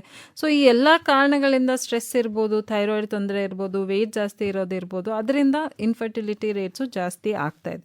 ಓಕೆ. ಸೊ ಸುಮಾರು ಜನ ಪೇಷಂಟ್ಸ್ ಇನ್ನೊಂದು ಕ್ವೆಶನ್ ಕೇಳ್ತಾರೆ ನಾನು. ಸೊ ಬೆಳಗ್ಗೆ ಎದ್ದ ತಕ್ಷಣ ನಂಗೆ ಟ್ಯಾಬ್ಲೆಟ್ ತಗೊಳಕ್ ಆಗ್ತಾ ಇಲ್ಲ, ಅಂದ್ರೆ ನಾನು ಎದ್ದ ತಕ್ಷಣ ಕಾಫಿ ಕುಡಿಬೇಕನ್ಸುತ್ತೆ, ಟ್ಯಾಬ್ಲೆಟ್ ತಗೊಂಡು 1 hour ಏನು ತಗೋಬಾರ್ದು ಅಂತ ಹೇಳ್ತೀರಾ. ನಮ್ಗೆ ಟೈಮ್ ಇಲ್ಲ ಅಷ್ಟೊಂದು, ಎದ್ದ ತಕ್ಷಣ ನಾನು ಕಾಫಿ ಕುಡಿದು ನಾನು ತಿಂಡಿ ತಿನ್ಕೊಂಡು ನಾನು ಹೋಗ್ಬೇಕು ಕೆಲ್ಸಕ್ಕೆ ಅಂತ. ಆ ತರ ಸಿಚುವೇಶನ್ಸ್ ಇದ್ದಾಗ ನಾವು ಬೆಳಗ್ಗೆನೆ ತಗೋಬೇಕು ಅಂತಿಲ್ಲ. ಈಗ ರಾತ್ರಿ ನೀವು ಬೇಗ ಸ್ವಲ್ಪ ಊಟ ಮಾಡಿ 4 hours ಆದ್ಮೇಲೂ ತಗೋಬಹುದು. ಸೊ ಒಂದು ಈ ಟೈಮಲ್ಲೇ ತಗೋಬೇಕು, ರಿಜಿಡ್ ಆಗಿ ತಗೋಬೇಕು ಅಂತಿಲ್ಲ. ಬೆಳಗ್ಗೆ ತಗೊಂಡ್ರೆ ಒಳ್ಳೇದು ತಿಂಡಿಗಿಂತ, ಬಟ್ ಅದು ತಗೊಳಕ್ ಆಗಿಲ್ಲ ಅಂದ್ರೆ ರಾತ್ರಿ ಊಟ ಸ್ವಲ್ಪ ಬೇಗ ಮಾಡಿ 4 hours ಆದ್ಮೇಲೂ ತಗೋಬಹುದು. ಒಟ್ಟು ಒಂದು ಗ್ಯಾಪ್ ಇರ್ಬೇಕು. ಬೆಳಗ್ಗೆ ತಿಂಡಿ ಮುಂಚೆ 1 hour ಗ್ಯಾಪ್ ಇರ್ಬೇಕು, ಇಲ್ಲ ರಾತ್ರಿ ಊಟ ಆದ್ಮೇಲೆ 4 hours ಗ್ಯಾಪ್ ಇರ್ಬೇಕು. ಮತ್ತೆ ಎಸ್ಪೆಷಲಿ ಪ್ರೆಗ್ನೆನ್ಸಿಲಿ ನಾವು ಬೇರೆ ತರ ಮಾತ್ರೆನೂ ತಗೋತಾ ಇರ್ಬೋದು, ಕ್ಯಾಲ್ಸಿಯಂ ಅಥವಾ ಐರನ್ ಮಾತ್ರೆಗಳು ತಗೋತಾ ಇರ್ಬೋದು. ಥೈರಾಯ್ಡ್ ಮಾತ್ರೆ ತಗೊಂಡು 1 hour ವರ್ಗೂ ಬೇರೆ ಯಾವುದೇ ಮಾತ್ರೆ ತಗೋಬಾರ್ದು, ಇಲ್ಲಾಂದ್ರೆ ಅದ್ರ ಅಬ್ಸಾರ್ಪ್ಷನ್ ಕರೆಕ್ಟ್ ಆಗಿ ಆಗಲ್ಲ. ಸೊ ಎಲ್ಲ ಸುಮಾರು ಜನ ಹೇಳ್ತಾರೆ, ನಾನು ಕರೆಕ್ಟ್ ಆಗಿ ತಗೋತಾ ಇದ್ದೀನಿ, ಆದ್ರೂ ನನ್ನ ಥೈರಾಯ್ಡ್ ಕಮ್ಮಿ ಬರ್ತಾ ಇಲ್ಲ, ಡೋಸ್ ಜಾಸ್ತಿನೇ ಆಗ್ತಾ ಇದೆ. ಯಾಕೆ ಅಂತ ಇದು ಇನ್ನೊಂದು, ಯಾಕೆಂದ್ರೆ ನಾವು ಥೈರಾಯ್ಡ್ ಮಾತ್ರೆ ತಗೊಂಡು ಅದ್ರ ಜೊತೆ ಬೇರೆ ಮಾತ್ರೆ ತಗೊಂಡ್ರೆ ಅದ್ರ ಥೈರಾಯ್ಡ್ ಮಾತ್ರೆ ಅಬ್ಸಾರ್ಪ್ಷನ್ ಆಗೋದಿಲ್ಲ. ಸೊ ಇದೊಂದು ಜ್ಞಾಪಕ ಇಟ್ಕೋಬೇಕು, ಥೈರಾಯ್ಡ್ ಮಾತ್ರೆ ತಗೊಂಡು 1 hour ವರ್ಗೂ ಏನು ತಗೋಬಾರ್ದು. ಮತ್ತೆ ಈಗ ನನ್ಗೆ ಥೈರಾಯ್ಡ್ ಇದೆ ಅಂದ್ರೆ ನಾನು ಏನ್ ಮಾಡ್ಬೇಕು, ಏನ್ ಮಾಡಿದ್ರೆ, ಏನ್ ತಿಂದ್ರೆ ಅಥವಾ ಏನ್ ಮಾಡಿದ್ರೆ ನನ್ಗೆ ಥೈರಾಯ್ಡ್ ಸಮಸ್ಯೆ ಕಮ್ಮಿ ಆಗುತ್ತೆ ಅಂತ ಕೇಳ್ತಾರೆ. ಸೊ ಥೈರಾಯ್ಡ್ ಅನ್ನೋದು ನಮ್ಮ ದೇಹದಲ್ಲಿರೋ ಒಂದು ಹಾರ್ಮೋನ್, ನಮ್ಮ ದೇಹದಲ್ಲೇ ಇದೆ ಈ ಹಾರ್ಮೋನ್. ನಾವು ಆಚೆಯಿಂದ ಕೊಡ್ತಾ ಇರೋ ಥೈರಾಯ್ಡ್ ಟ್ಯಾಬ್ಲೆಟ್ ನಿಮ್ ದೇಹದಲ್ಲಿ ಹಾರ್ಮೋನ್ ಕಮ್ಮಿ ಆಗಿದೆ ಸ್ವಲ್ಪ ಅಂತ ಕೊಡ್ತಾ ಇದೀವಿ. ಸೊ ನಿಮ್ ದೇಹದಲ್ಲೇ ಒಂದು ಹಾರ್ಮೋನ್ ಇದೆ ಅಂದ್ರೆ ಅದೇ ಹಾರ್ಮೋನ್ ನಾವು ಆಚೆಯಿಂದ ಕೊಟ್ಟಾಗ ಅದರಿಂದ ಸೈಡ್ ಎಫೆಕ್ಟ್ಸ್ ಏನ್ ಬರುತ್ತೆ? ಸೊ ಆಲ್ಮೋಸ್ಟ್ 0 ಸೈಡ್ ಎಫೆಕ್ಟ್ಸ್ ಅಂತ ಹೇಳ್ತೀವಿ. ಕರೆಕ್ಟ್ ಡೋಸ್ ಅಲ್ಲಿ ತಗೊಂಡಾಗ, ಅಂದ್ರೆ ನಿಮ್ದು ಥೈರಾಯ್ಡ್ ಟೆಸ್ಟ್ ಎಲ್ಲ ನಾರ್ಮಲ್ ಇದೆ, ನೀವು ಕರೆಕ್ಟ್ ಡೋಸ್ ಅಲ್ಲಿ ತಗೋತಾ ಇದ್ದೀರಾ ಅಂದ್ರೆ ಆಲ್ಮೋಸ್ಟ್ 0 ಸೈಡ್ ಎಫೆಕ್ಟ್ಸ್. ಇದರಿಂದ ಸೈಡ್ ಎಫೆಕ್ಟೇ ಇಲ್ಲ. ಬಟ್ ಸುಮಾರು ಜನ ಹೆದರ್ಕೋತಾರೆ ಯಾಕೆ ತಗೋಬೇಕು. ಹೌದು, ನಾನ್ ಹೇಳೋದೇನಂದ್ರೆ ಫಸ್ಟ್ ಎಫೆಕ್ಟ್ ನೋಡಿ. ಥೈರಾಯ್ಡ್ ತೊಂದ್ರೆ ಬಂದಾಗ ನಿಮ್ಗೆ ಎಫೆಕ್ಟ್ ಎಷ್ಟಾಗುತ್ತೆ, ಏನೇನೆಲ್ಲ ಆಗ್ಬೋದು ಅಂತ ಹೇಳಿದೀನಿ. ಸುಮಾರು ಜನಕ್ಕೆ ಹಾರ್ಟ್ ಫೇಲ್ಯೂರ್ ಕೂಡ ಆಗಿದೆ. ಥೈರಾಯ್ಡ್ ತೊಂದರೆ ಜಾಸ್ತಿ ಆಗಿ ಸುಮಾರು ವರ್ಷ ಟ್ರೀಟೇ ಮಾಡಿಲ್ಲ ಅಂದ್ರೆ heart failure, coma, myxoedema coma ಅಂತ ಹೇಳ್ತೀವಿ. ಸೊ ಇದೊಂದು ಸಿಂಪಲ್ ಟ್ಯಾಬ್ಲೆಟ್ ತಗೊಳ್ಳೋದ್ರಿಂದ ಇದೆಲ್ಲ ಕಮ್ಮಿ ಆಗ್ಬೋದು. ಸೊ ಈ ಟ್ಯಾಬ್ಲೆಟ್ ತಗೊಳಕ್ಕೆ ಯಾಕೆ ಜನ ಅಷ್ಟೊಂದು ಯೋಚನೆ ಮಾಡ್ತಾರೆ ಅಂತ ನಂಗೆ ಅರ್ಥ ಆಗೋದಿಲ್ಲ. ಮ್ಯಾಮ್, ಕೊನೆಯದಾಗಿ ಈಗಿನ ಕಾಲದ ಮಹಿಳೆಯರಿಗೆ ಏನಾದ್ರೂ ಟಿಪ್ಸ್ ಕೊಡಬಹುದು ಅಂದ್ರೆ ಏನ್ ಕೊಡ್ಲಿಕ್ಕೆ ಇಷ್ಟಪಡ್ತೀರಾ? ಸೊ ಫಸ್ಟ್ ನಾವು ನಮ್ದು ಏನೇನ್ ಕೆಲಸಗಳಿದೆ ಅದು ಸ್ವಲ್ಪ ಡೆಲಿಗೇಟ್ ಮಾಡೋದು ಕಲ್ತ್ಕೋಬೇಕು. ಸೊ ಎಲ್ಲಾ ನಾವೇ ಮಾಡ್ತೀವಿ ಅಂದ್ರೆ ಆಗಲ್ಲ. ಮನೆಯವರಿಂದ ಹೆಲ್ಪ್ ಆಗ್ಲಿ ಅಥವಾ ಆಚೆ ಕಡೆಯಿಂದ ಹೆಲ್ಪ್ ಆಗ್ಲಿ, ಯಾಕೆಂದ್ರೆ ಕೆಲಸ ಮಾಡಿದಾಗ ಮನೇಲೂ ಕೆಲಸ ಮಾಡಿ ಆಚೆನೂ ಕೆಲಸ ಮಾಡೋದಕ್ಕೆ ತುಂಬಾ ಕಷ್ಟ ಆಗುತ್ತೆ. ಸೊ ಡೆಲಿಗೇಟ್ ಮಾಡೋದು ಅಥವಾ ಟೀಮ್ ವರ್ಕ್ ತುಂಬಾ ಇಂಪಾರ್ಟೆಂಟ್. ಇದು ಸ್ಟ್ರೆಸ್ ಲೆವೆಲ್ಸ್ ಕಮ್ಮಿ ಆಗುತ್ತೆ. ಸೊ ಸ್ಟ್ರೆಸ್ ಲೆವೆಲ್ಸ್ ಕಮ್ಮಿ ಆದಾಗ ನಿಮ್ಗೆ ಥೈರಾಯ್ಡ್ ತೊಂದರೆ ಬರೋದು ಕಮ್ಮಿ ಆಗತ್ತೆ. ಮತ್ತೆ ಒಂದು ಹೆಲ್ತಿ ಲೈಫ್ ಸ್ಟೈಲ್ ಮೇಂಟೈನ್ ಮಾಡಿದ್ರೆ ಥೈರಾಯ್ಡ್ ತೊಂದರೆ ಅಷ್ಟೇ ಅಲ್ಲ, ಎಲ್ಲಾ ತರ ನಾನು ಹೇಳಿದ್ನಲ್ಲ, ಒಂದು 1000 ತರ ಡಿಸೀಸಸ್ ಹೇಳ್ಬೋದು, ಇನ್ಕ್ಲೂಡಿಂಗ್ ಕ್ಯಾನ್ಸರ್, ಅದು ಸಹ ನಿಮ್ಗೆ ಕಮ್ಮಿ ಆಗುತ್ತೆ. ಈ ತೊಂದರೆ ಎಲ್ಲ ಕಮ್ಮಿ ಆಗುತ್ತೆ. ಬಟ್ ನಿಮ್ಗೆ ಥೈರಾಯ್ಡ್ ತೊಂದರೆ ಬಂದ್ರೆ ನೀವೇ ಡಾಕ್ಟರ್ ಆಗ್ಬೇಡಿ. ನಿಮ್ ಡಾಕ್ಟರ್ ಏನ್ ಹೇಳ್ತಾರೆ ಅದಕ್ಕೆ ಕೇಳಿ. ಮಾತ್ರೆ ತಗೊಳ್ಳಿ ಅಂದ್ರೆ ತಗೊಳ್ಳಿ, ಯಾಕೆಂದ್ರೆ ಒಂದು ಚಿಕ್ಕ ಮಾತ್ರೆಯಿಂದ ನಿಮ್ಗೆ ಸುಮಾರು ತರ ಪ್ರಾಬ್ಲಮ್ಸ್ ಕಮ್ಮಿ ಆಗ್ಬೋದು. ಮಾತ್ರೆ ತಗೊಳ್ದೇ ಇರೋದ್ರಿಂದ ಪ್ರಾಬ್ಲಮ್ಸ್ ಜಾಸ್ತಿ, ಅಷ್ಟು ಆ ಮಾತ್ರೆಯಿಂದ ಪ್ರಾಬ್ಲಮ್ ಅಂತ ಏನಿಲ್ಲ. ಮತ್ತೆ ಒಂದ್ಸತಿ ಮಾತ್ರೆ ತಗೊಂಡ್ರೆ ಲೈಫ್ ಲಾಂಗ್ ಅಂತಾನೂ ಇಲ್ಲ. ಸೊ ಒಂದು ಸ್ಪೆಷಲಿಸ್ಟ್ ಡಾಕ್ಟರ್ ನೋಡ್ಬಿಟ್ಟು ನೀವು ಮಾತ್ರೆ ತಗೋಬೇಕಾ ಏನು, ಕಂಟಿನ್ಯೂ ಮಾಡ್ಬೇಕಾ ಏನು ಅಂತ ವಿಚಾರಿಸಿ ಟೆಸ್ಟ್ ಮಾಡಿ, ಯಾವ ಟೆಸ್ಟ್ ಬೇಕು ಅದನ್ನ ಮಾಡ್ಬಿಟ್ಟು ನೀವು ಖಂಡಿತ ನಿಲ್ಲಿಸಬಹುದು. ಎಲ್ಲ ಥೈರಾಯ್ಡ್ ಪ್ರಾಬ್ಲಮ್ಸ್ ಲೈಫ್ ಲಾಂಗ್ ಇರೋದಿಲ್ಲ. ಮತ್ತೆ ನಿಮ್ದು ಥೈರಾಯ್ಡ್ ಗ್ಲ್ಯಾಂಡ್ ದಪ್ಪ ಆಗಿದೆ ಅಂದ್ರೆ ದಯವಿಟ್ಟು ಒಂದು ಅಲ್ಟ್ರಾಸೌಂಡ್ ಮಾಡಿಸಿ ಡಾಕ್ಟರ್ ಹತ್ರ ತೋರಿಸಿ. ಯಾಕೆಂದ್ರೆ ಸುಮಾರು ಜನದಲ್ಲಿ ಇದೇನು ತೊಂದರೆ ಇರೋದಿಲ್ಲ. ಥೈರಾಯ್ಡ್ ಕ್ಯಾನ್ಸರ್ದ ಏನಾದ್ರೂ ಸಂಶಯ ಇದ್ರೆ ಅದನ್ನ ಅವಾಗ್ಲೇ ಟ್ರೀಟ್ ಮಾಡಿದ್ರೆ ಅದರಿಂದನೂ ನಮ್ಗೆ ಏನು ತೊಂದರೆ ಆಗೋದಿಲ್ಲ. ಸೊ ಇಷ್ಟೊಂದು ಅರ್ಹತೆ ಇದ್ರೆ ಐ ಥಿಂಕ್ ನಮಗೆ ಥೈರಾಯ್ಡ್ ತೊಂದರೆಗಳನ್ನ ಈಸಿಯಾಗಿ ಮ್ಯಾನೇಜ್ ಮಾಡ್ಬೋದು. ಅದರಿಂದ ಏನೂ ಆಕ್ಚುಲಿ ತೊಂದರೆ ಬರೋದೇ ಇಲ್ಲ ನಾವು ಕರೆಕ್ಟ್ ಆಗಿ ಟ್ರೀಟ್ ಮಾಡಿದ್ರೆ. ಥೈರಾಯ್ಡ್ ಮಾತ್ರೆ ತಗೊಂಡ್ರೆ ಥೈರಾಯ್ಡ್ ತೊಂದರೆ ಇಲ್ಲದೆ ಇರೋರಿಗೆ ಎಷ್ಟು ಔಟ್ಕಮ್ಸ್ ಇದೆ, ಫರ್ಟಿಲಿಟಿ ಆಗ್ಬೋದು, ಯಾವುದೇ ತರ ಔಟ್ಕಮ್ಸ್ ಥೈರಾಯ್ಡ್ ತೊಂದರೆ ಇಲ್ದವ್ರಿಗಿದೆ ಅದು ಸಹ ನಮಗೆ ಬರುತ್ತೆ. ಖಂಡಿತ ಮೇಡಮ್, ನೀವೀಗ ಹೇಳಿದ ಎಲ್ಲ ಟಿಪ್ಸ್ಗಳನ್ನು ನಮ್ಮ ಕೇಳುಗರು ಫಾಲೋ ಮಾಡಿ ಅವರ ಒಂದು ಥೈರಾಯ್ಡ್ ಲೆವೆಲ್ನ ಅವರು ಮೇಂಟೈನ್ ಮಾಡ್ತಾ ಎಲ್ಲರೂ ಹೆಲ್ದಿ ಆಗಿರಲಿ ಅಂತ ಆಶಿಸ್ತಾ ಇಂದಿನ ಕಾರ್ಯಕ್ರಮವನ್ನು ಇಲ್ಲಿಗೆ ಮುಗಿಸ್ತಾ ಇದ್ದೀವಿ. ಇಷ್ಟು ಹೊತ್ತು ನಮ್ಮ ಜೊತೆ ಸಮಯ ಕಳೆದು ಮಹಿಳೆಯರಲ್ಲಿ ಥೈರಾಯ್ಡ್ ಸಮಸ್ಯೆ ಬಗ್ಗೆ ಕೂಲಂಕುಷವಾಗಿ ತಿಳಿಸಿಕೊಟ್ಟಿದ್ದಕ್ಕಾಗಿ ಆಕಾಶವಾಣಿಯ ಪರವಾಗಿ ಹಾಗೂ ನನ್ನ ಪರವಾಗಿ ಹೃತ್ಪೂರ್ವಕ ಧನ್ಯವಾದಗಳು. ನಮಸ್ಕಾರ. ನಮಸ್ಕಾರ, ಥ್ಯಾಂಕ್ ಯು.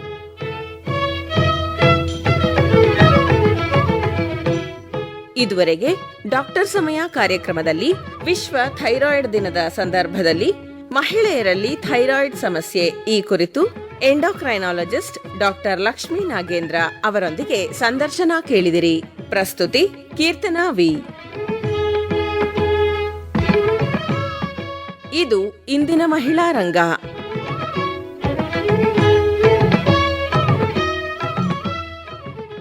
ಈ ಕಾರ್ಯಕ್ರಮ ಆಕಾಶವಾಣಿ ಮೈಸೂರು ಕೇಂದ್ರದಿಂದ ಪ್ರಸಾರವಾಯಿತು.